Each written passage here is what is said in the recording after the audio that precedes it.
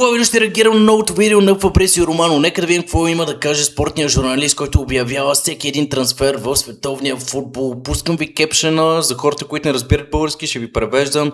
Нека да видим новите новини. Между другото, заглавия има description. Julian Alvarez, има неща свързани с MANUNITED, Jackson, Мартинели, също така ще ми е доста интересно. Аре, започваме. Hey guys, welcome back to the channel. Fabrizio Romano here as always to keep you posted on the transfer market. Guys, stay tuned because it's going to be a crazy week. We are entering into the final week of the summer transfer window. Това, което казва е, че остава само една седмица до края на трансферния прозорец, така че нека да видим какво ще се случва за напред във видеото. Monday to Monday and then Tuesday next week is going to be deadline day, so it's going to be special. Stay tuned because many things will happen. We will be here together to update you on absolutely everything. And we have to start today by mentioning some of the news of the evening, of the night, some of the most recent updates. Here we go, for example, for Christopher Nkunku, a big night for Milan because they won their opening game in Serie A with the new Кристиан Кунку в Милан ли бе? coach, former Manchester United and Sporting manager Ruben Amorim. Rafael was out, but the here we go is for Christopher Nkunku, who is leaving AC Milan and joining Leipzig. The deal is agreed. Грешката е моя, пичове. Сори, съжалявам, грешката е моя. Нкунку си тръгва от Милан и отива в Лайпциг, ли казвам Фабрицио Романо? Here we go is for Christopher Nkunku, who is leaving AC Milan and joining Leipzig. The deal is Нкунку към Лайпциг. Аз между другото имам спомен, че този пичага точно оттам започна пътя си като футболист. Не съм много сигурен, поправете ме долу в коментарите. Мисля, че Нкунку започна в Лайпциг, след това отиде в Челси. Не съм много сигурен. Напишете ми долу в коментарите, хора. Също така поздрави Рубен Аморим, бившия треньор на MANUNITED, за първата си победа на Милан.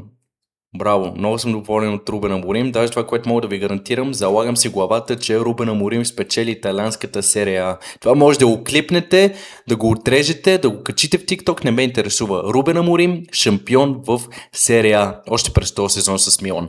Другото нещо, което каза е, че Рафаел Леао не е бил в групата за откриващия матч на Милан.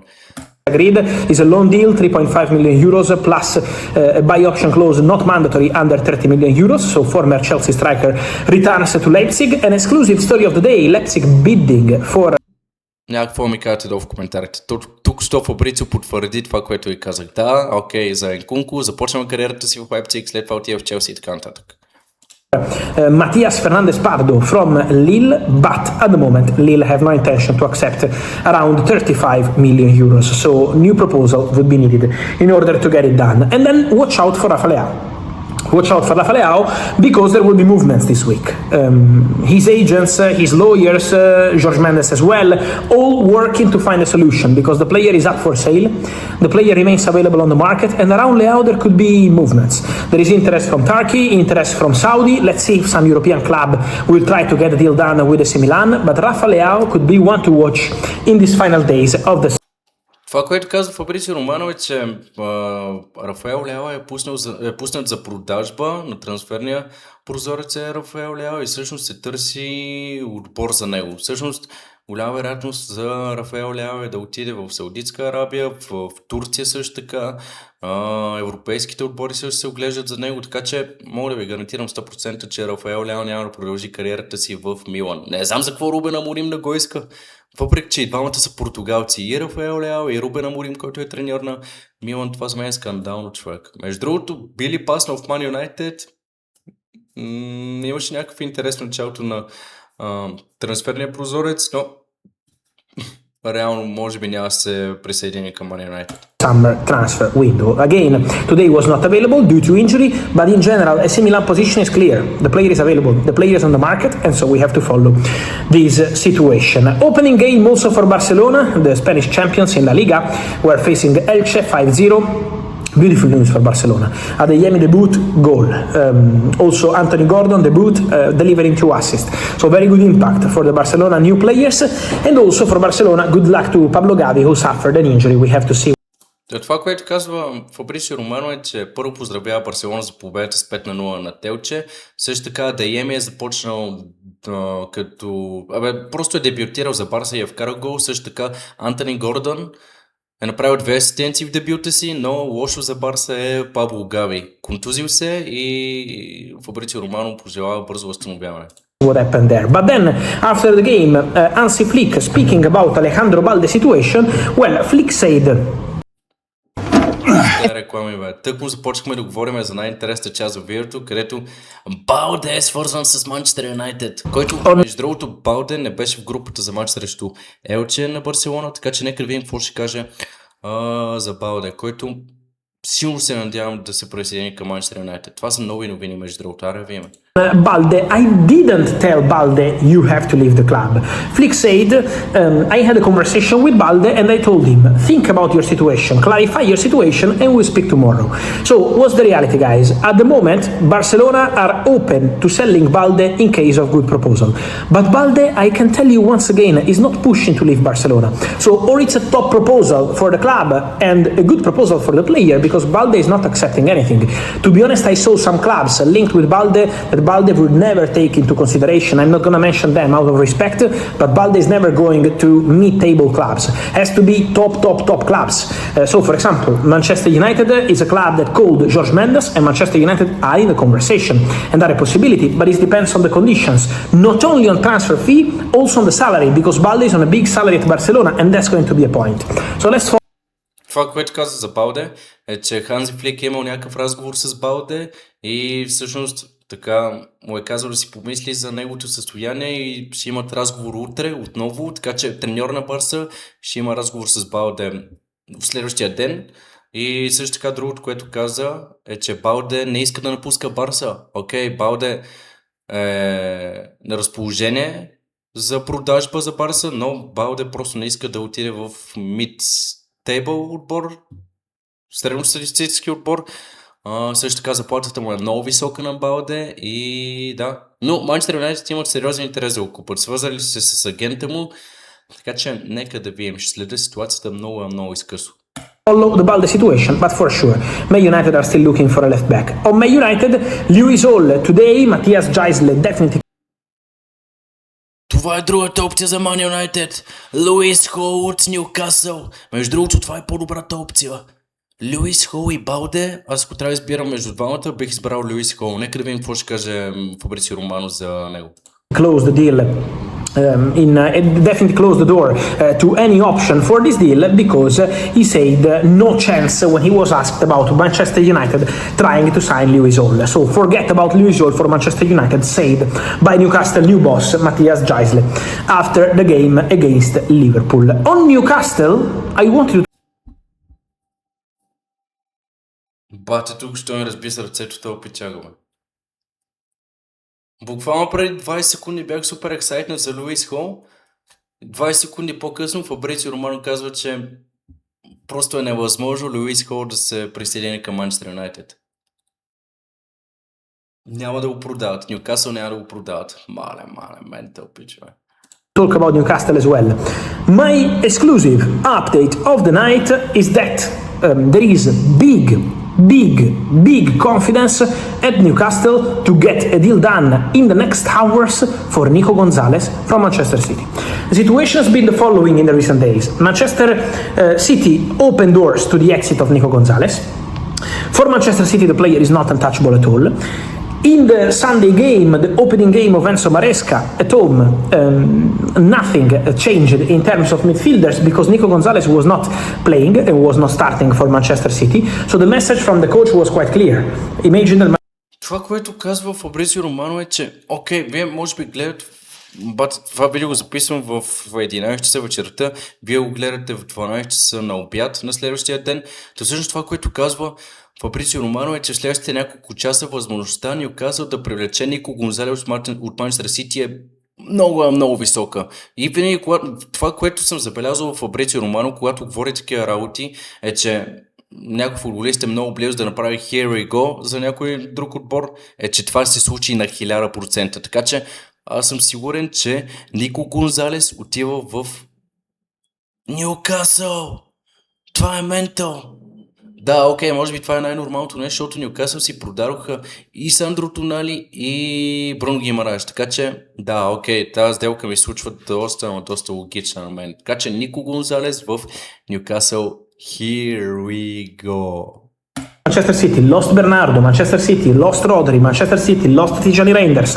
In this emergency situation, waiting for Boadi, he's arriving tomorrow, and waiting for the new signings, Nico Gonzalez is not even playing. There was Marguerite in midfield, so the message is clear, you can go. And Nico Gonzalez now understands about the club position. So despite Nico fighting to try stay at Manchester City, they are open to selling, and now Newcastle have confidence. My understanding is that the agreement Newcastle-Manchester City is at the final stages, and also the conversation with the player is now underway. So work in progress is not a done deal yet. Newcastle want to be careful till the very end because it's not been an easy window. Newcastle fans know, but Newcastle are working hard on this one. And my understanding is that the new coach, Matthias Gisele, is absolutely involved. Gisele is pushing, Gisele is trying to present the project with ambition also to Nico Gonzalez, and so keep an eye on this one because could be here we go in the next 24-48 hours if all goes to plan for Newcastle United. Talking about...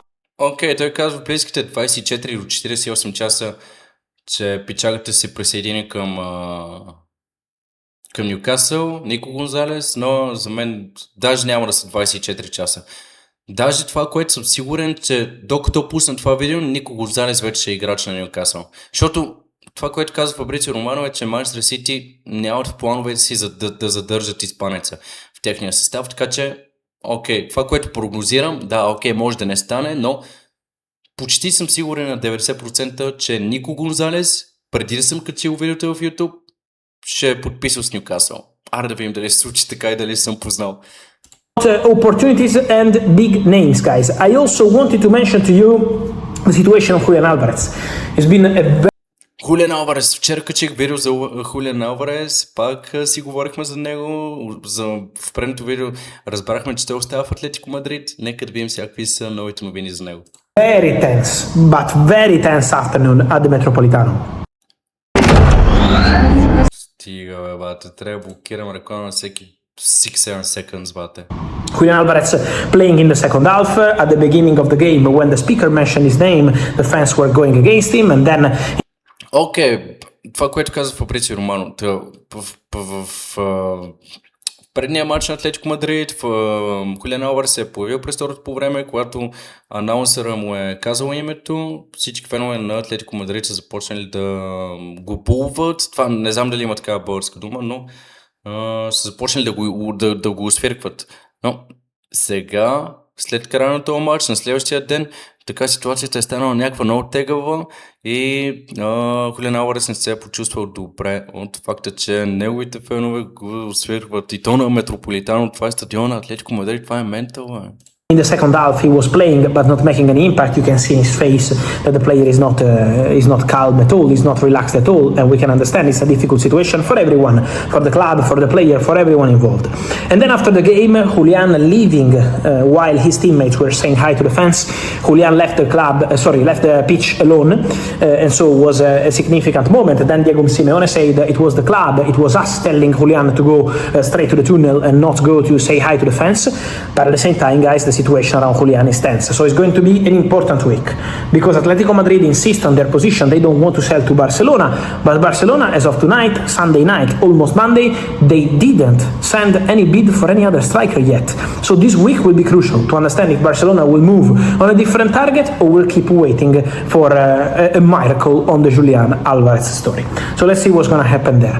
And другото нещо, което казва за Барселона е, че днес не са подали нито една заявка към Атлетико Мадрид за Хулиан Алварез, но има още една седмица до края на трансферния прозорец, така че очаквам Барселона да се задейства. Ако не е с Хулиан Алварез, те може би ще пробват с някой друг нападател. Така че ще следя ситуацията и около Барселона. Добре, продължаваме напред. Последни 2 минути на видеото. Then, don't forget about Arsenal, because, man, Кой му дреме за Арсенал, бе? Окей, възикам се. Но сега ще кажа някакви работи за Арсенал. Standing, I told you in the recent videos, and I keep telling you today, is that Arsenal financially believe internally they could afford a deal for Julian Alvarez.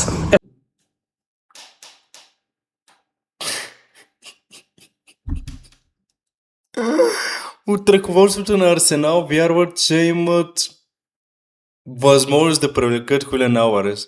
Имат ги парите, но въпросът е, че Хулиан Алварез въобще не иска да чува за Арсенал, това е мента. Especially if Gabri Martinelli goes to Al Hilal and this deal is ongoing, the player is open to join Al Hilal, so Martinelli Al Hilal is possible. If Martinelli goes to Al Hilal, it will be extra money for Arsenal, and so financially Arsenal could afford a deal for Julian Alvarez. That's the Другото нещо, което трябва да спомена тук е много важно, окей, може би е някакво досадно да спирам видеото на всеки 10-15 секунди, просто има хора, които не разбират английски език. Въпреки че съм пуснал тук кепшън, за да ви е да ви е по-лесно. Това, което казва Фабрисио Романо е, че Мартинели, вероятността да отиде към Саудитска Арабия е много голяма. Това означава, че парите, които ще влязат в Арсенал са доста добри и Арсенал наистина ще са доста добре финансово стабилни, за да привлекат Хулиан Алварез. Но въпросът е, че аз мога ви гарантирам, че Хулиан Алварез буквално това ще е най-нелогичното нещо да отиде в Арсенал. Нека да видим какво ще казва напред. feeling at the club. Even if the price is high, they believe they could strike an agreement with Atletico Madrid. The point is the player. The player till today never opened doors to Arsenal. But Arsenal are still there, following the situation. If Julian changes mind and decides to open doors to England and to Arsenal are still there. Arsenal are still watching the situation. So still watch out for Arsenal and Julian until the end of this summer transfer window in case the player change his position. And then guys, just to close this video, a quick one by mentioning also Nicolas Jackson, because this week also for Nico Jackson is going to be busy. There is Aston Villa attacking because Ollie Watkins is very close to joining Al Hilal, and so Aston Villa are trying for Nico Jackson.